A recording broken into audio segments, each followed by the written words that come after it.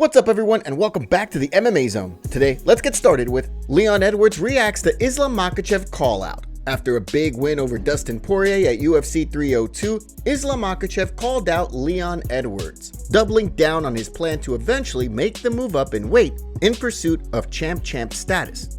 In the wake of the call-out, Leon Edwards spoke in an appearance on Sky Sports' MMA Club podcast to discuss the situation, explaining that while he's willing to defend the title against Makhachev, he feels as though both fighters still have some work to do in their respective divisions before they think about meeting for a clash of champions. I'll welcome it. I think we've both got work to do within our division. Let's say we'll both go on this reign, then why not? He just fought his first lightweight, actual lightweight, you know? First defense against the actual lightweight. So I feel like you got like a few more lightweights to go through first if we're even thinking about moving up. But like I said, if we both go on this reign, then why not later on in the future? We're both similar age, 32 years old. So we've got the time to get it done for sure. As Edwards also explained, he has his sights set on eventually testing the waters at 185 in pursuit of champ status himself. Not excitement for me, you know. My excitement is me getting another bout, you know. So my plan was to go like next year.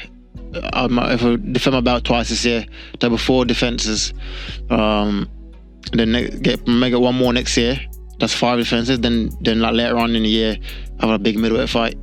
Of course, before Edwards entertains the thought of moving up in weight, he first has to get through Belal Muhammad and work towards cleaning out his division. Next up, let's take a look at Conor McGregor versus Michael Chandler in jeopardy.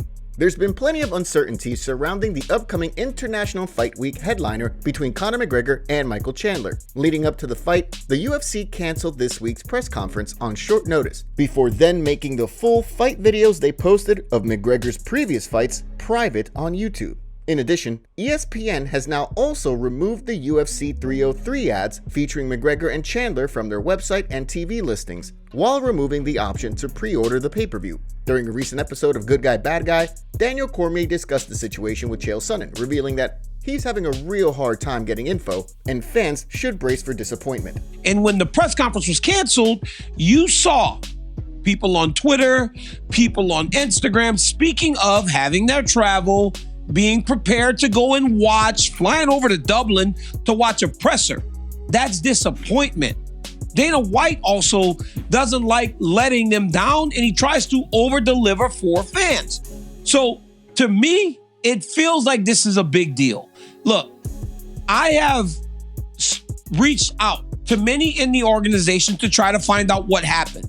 And when everybody's tight-lipped as they are right now, to me, that tells me it's a little worrisome. Amid the uncertainty, Ariel Helwani took to social media to provide some clarity on the situation, explaining that the fight is still on.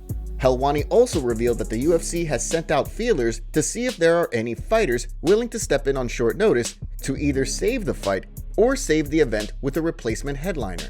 The update drew a response from Luke Thomas, who added, "That's about as close to official confirmation as we're seemingly going to get. The fight is in jeopardy." Helwani then followed it up with another post, pointing out that McGregor has never pulled out of a fight in the past and has even gone so far as to compete against a short-notice opponent in Chad Mendes on a bad knee rather than pull out.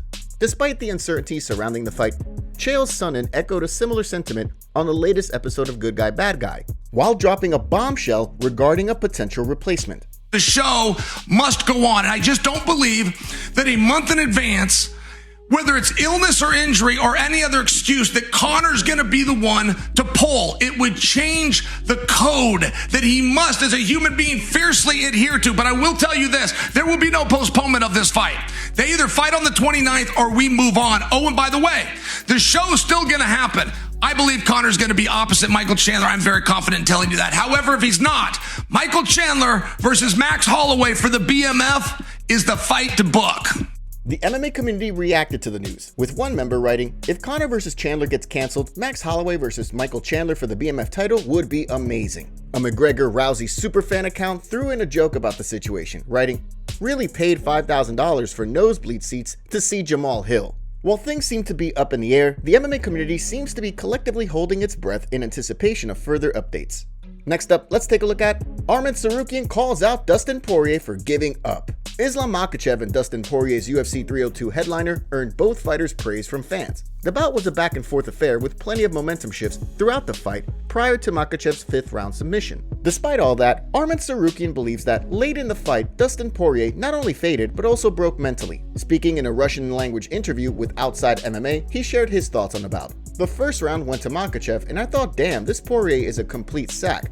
Then I saw that Poirier turned on, and Islam got tired, and the fight became more interesting. Poirier surprised me. To be honest, I was more surprised by Islam, why he got tired so quickly and couldn't fight. Well, as we know, Islam doesn't breathe that well in 5-round fights. This is his second 5-round fight, and he's giving away the endings. I wonder where Islam found the strength to choke, but I have a feeling that Poirier just gave up. In terms of being mentally broken, there were 2.5 minutes left. Why are you giving up your neck? Well, endure it, get over it, do something, but don't give up. There are 2.5 minutes left. This is the most important and last fight in your life.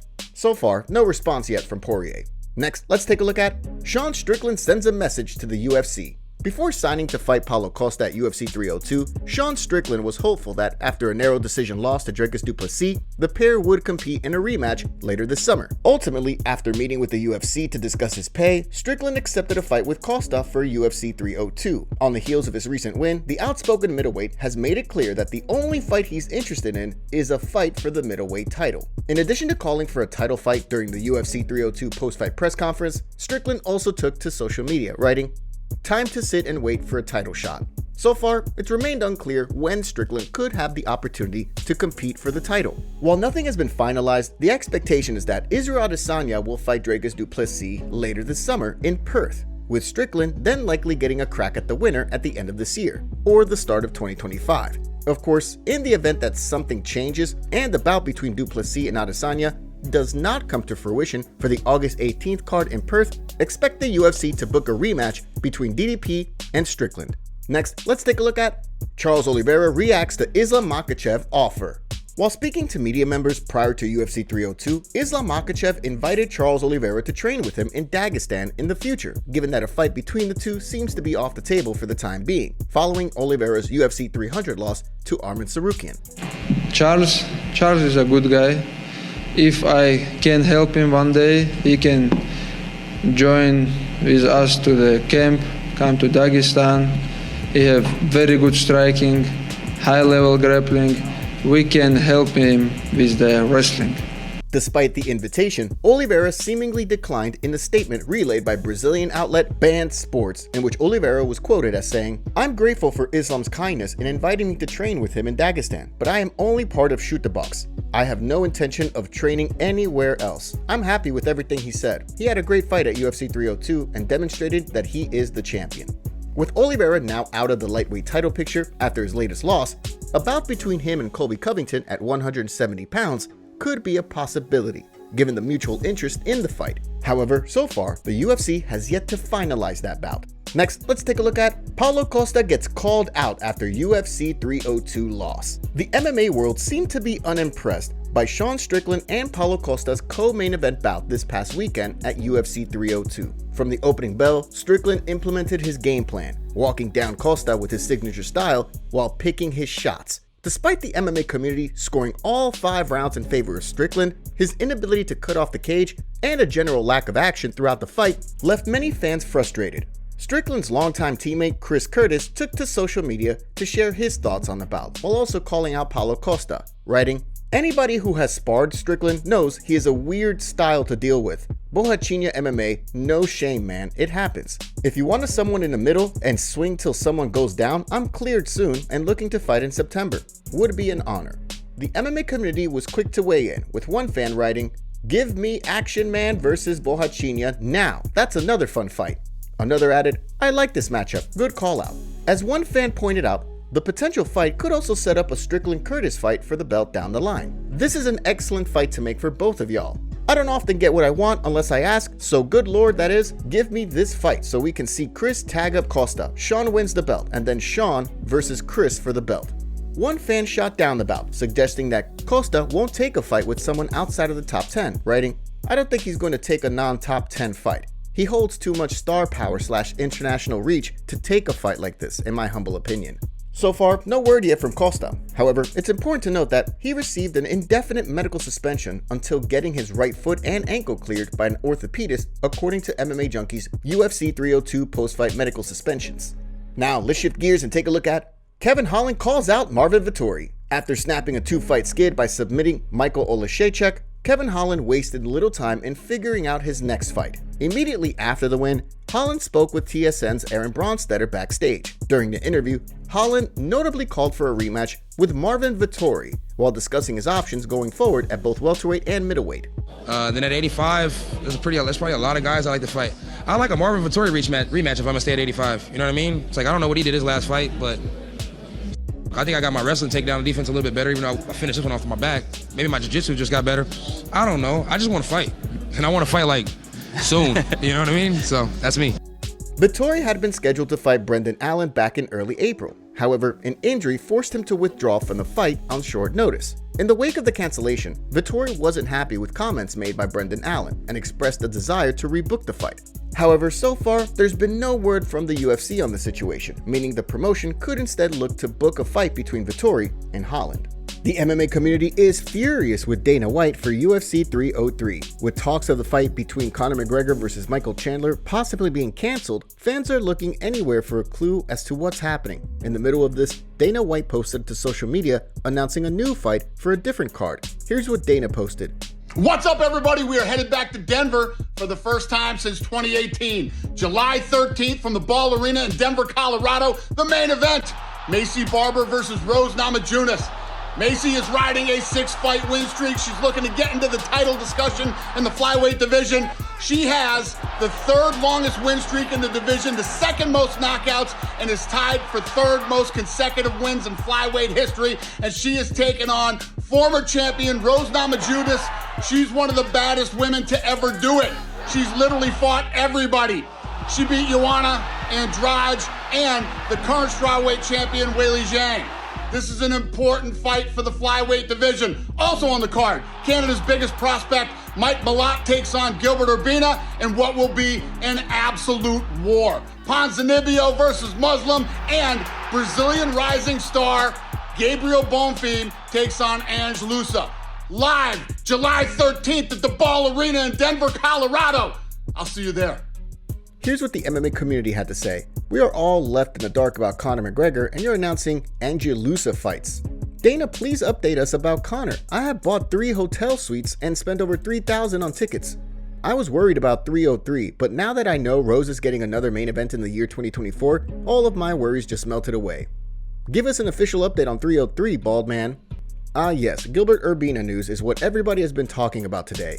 You know damn well what we actually want to know, Dana. Give us the McGregor update on 303. Dude's trying to distract us with random fight night stuff. I swear these were already announced too. Dana White goes off on the MMA community during a recent podcast for the UFC rankings and Jon Jones being the greatest of all time. Here's what Dana had to say. Listen, I'm going to say it right here, right now. The greatest fighter to ever live, ever, is fucking Jon Jones. Jon Jones has never lost a fight, because when you really think about fighting, put 2 guys in a room and who fucking comes out? Jon Jones walks out of that fucking room every time. And when you talk about truly right now in Islam, I love you, Islam, and everything, the fact that Jon Jones is number 2 on the pound for pound list is it just goes to show how fucking stupid the media votes on that. Yeah. Then it just goes to show you that they have no fucking idea. They know nothing about this fucking sport. Jon Jones has never lost a fight, ever. And when you talk about what it really means to be pound for pound, Volkanovski moved up, and it was a very fucking close fight the first time. Jon Jones moved up and absolutely fucking decimated the greatest heavyweight that was out there right now. Think about what pound for pound means. Yeah. Jon Jones is the pound for pound best. Do you want the Aspinall fight? Do you want... Yeah, I mean, listen, what I want and what's going to happen are 2 totally different things. You know, he fights Stipe Miocic, the greatest of all time versus the greatest heavyweight. You see how that plays out if Jon Jones wins and he fights Aspinall, and if he beats Aspinall, it's just like... what do you say? You don't. I'll go toe-to-toe with anybody for the rest of my life. I'm already saying it now, that he's the greatest ever. I think Jon Jones is one of those guys that isn't going to really be appreciated till he's gone. Top comments. Chandler just starting his career. That guy was on the black tar when he wrote that essay. MVP is going to tear Ian Simp up. Usman yapped his jaws about that big Polish fighter, but then when the Polish fighter said, let's go, he was like, no, and scared. but now he wants to call out Dustin, who literally 45 pounds lighter than him or more. He doesn't want to be the little guy against Polish power, but he will be the big guy against Louisiana hot sauce, weak-minded. MVP and underdog against Gary? Thank you, we making money again.